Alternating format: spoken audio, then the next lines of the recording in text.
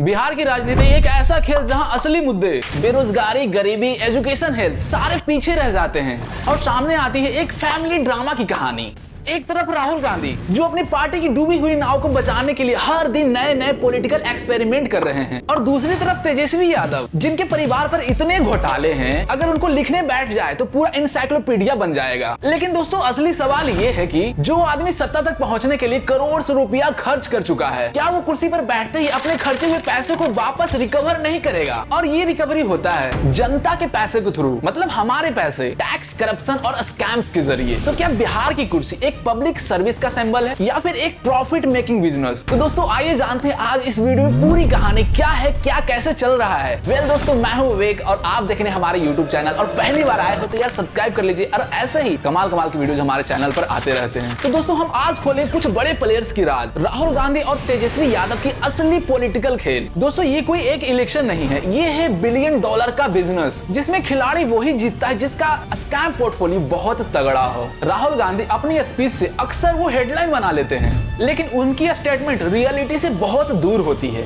आज जो तेजस्वी यादव के वादे हैं, जैसे 10 लाख जॉब्स, अब तक ये एक सपना ही बना हुआ है। राहुल गांधी को हमेशा चुनाव के दौरान ही आम जनता की याद आई है। दिन रात भारत जोड़ो यात्रा या स्पीच करते हुए दिखते हैं, लेकिन आम जनता के असली मुद्दे पर, ग्राउंड लेवल पर कभी काम करते नहीं दिखे हैं। बिहार में भी उनका ध्यान सिर्फ गठबंधन और कुर्सी बचाने तक ही सीमित है, ना कि बेरोजगारी और विकास के मुद्दे पर। और वहीं तेजस्वी यादव अपने आप को यूथ लीडर बोलते हैं, पर उनकी पॉलिटिक्स पुरानी स्कैम लेगेसी पर टिकी हुई है। लालू प्रसाद यादव फूडर स्कैम से लेकर बेनामी प्रॉपर्टी तक करप्शन के नाम पर एक पूरा किताब बन चुका है। तेजस्वी यादव ने अपने रैलियों में खुद को ओरिजिनल सीएम पेश किया है। उन्होंने जनता से सीधा सवाल पूछा, आपको ओरिजिनल चाहिए या डुप्लीकेट?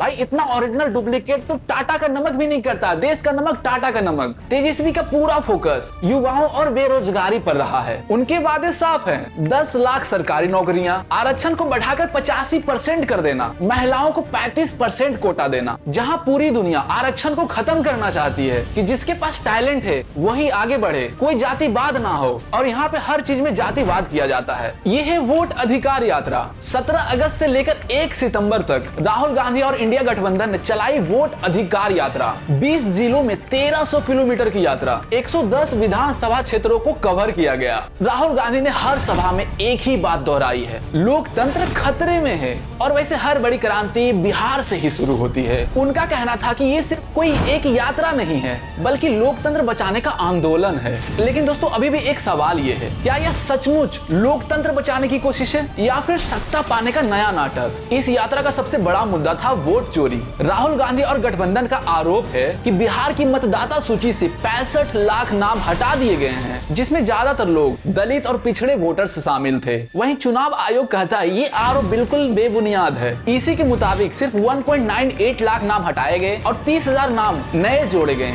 लेकिन विपक्ष इसे अब कह रहे हैं ईसी अब चुनाव आयोग नहीं बल्कि बीजेपी की जुगाड़ आयोग है। राहुल गांधी का सीधा आरोप है ये सब बिल्कुल एक योजनाबद्ध तरीके से किया गया है, ताकि विपक्षी वोट बैंक को कमजोर किया जा सके। और यही बन गया इस चुनाव का सबसे बड़ा मुद्दा, वोट की चोरी। लोकतंत्र खतरे में है। बिहार की राजनीति में सत्ता तक पहुंचने के लिए हजारों करोड़ खर्च होते हैं, और सवाल ये है, जो आदमी कुर्सी के लिए इतना ज्यादा पैसा खर्च करेगा, क्या वो कुर्सी पर बैठकर वो पैसा करप्शन से वापस नहीं बनाएगा? इसी वजह से राजनीति एक पब्लिक सर्विस नहीं है, बल्कि एक बिजनेस इन्वेस्टमेंट बन चुकी है। आज पैसा लगाओ, कल 1000 गुना वापस आएगा। तेजस्वी यादव हमेशा बेरोजगारी खत्म करने की बात करते हैं, लेकिन 2015 से 17 में जब वो डिप्टी सीएम थे, तब कितनी नौकरियां दी गई उन पर और उनके परिवार पर। बेनामी संपत्ति और भ्रष्टाचार के केस भी दर्ज हुए। आरजेडी के 15 साल के शासन को लोग अभी भी जंगल राज कहते हैं। देखो, सीधी बात यह है, जो अपने कार्यकाल में कुछ भी डिलीवर ना कर पाया,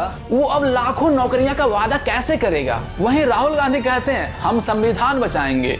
लेकिन आपको ये चीज नहीं भूलना चाहिए कि कांग्रेस के सरकार में ही इमरजेंसी लगी थी, जहां लोकतंत्र पर सबसे बड़ा हमला हुआ। राहुल गांधी का अपना ट्रैक रिकॉर्ड सवालों से घिरा हुआ है। 2019 और 2024 के लोकसभा चुनावों में कांग्रेस का प्रदर्शन ऐतिहासिक रूप से बहुत ही खराब रहा है। कई बार संसद में उनकी गैर गंभीर छवि पर भी सवाल उठे हैं। जो आदमी अपनी पार्टी को नहीं बचा पा रहा है, वो लोकतंत्र को कैसे बचा सकता है? इंडिया गठबंधन पर लगातार आरोप लग रहे हैं कि ये एक अपॉर्चुनिटी है, मतलब जब जहां फायदा दिखा वहां जुड़ जाओ। बिहार में भी राहुल गांधी और तेजस्वी की जोड़ी सिर्फ एक एजेंडा लेकर चल रही है, बस किसी तरीके से सत्ता की कुर्सी हाथ आ जाए। अब देखो बात करते हैं थोड़े से करप्शन की। आरजेडी के दौर को आप लोग जंगल राज कहते हैं, जहां किडनैपिंग, रंगदारी, भ्रष्टाचार ये सब बिल्कुल एक आम बात है। रेलवे में तेजस्वी के परिवार के खिलाफ land for the job scam का केस अभी भी चल रहा है। राहुल गांधी के पार्टी के टाइम पे भी कॉमनवेल्थ स्कैम, 2G स्कैम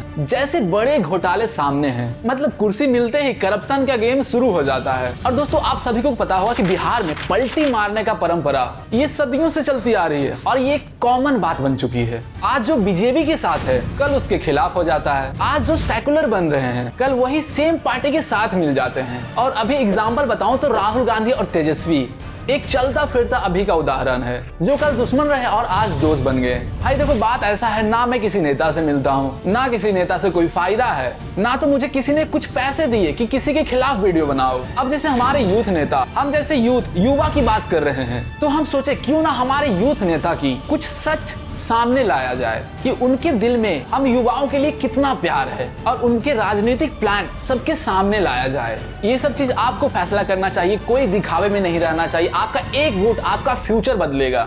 दोस्तों हम मिलते हैं किसी नए वीडियो के साथ, और तब तक आप इसे सब्सक्राइब कर लीजिए और कुछ कमेंट जरूर कर दीजिएगा। So take care, bye bye, Jai Hind, जय भारत।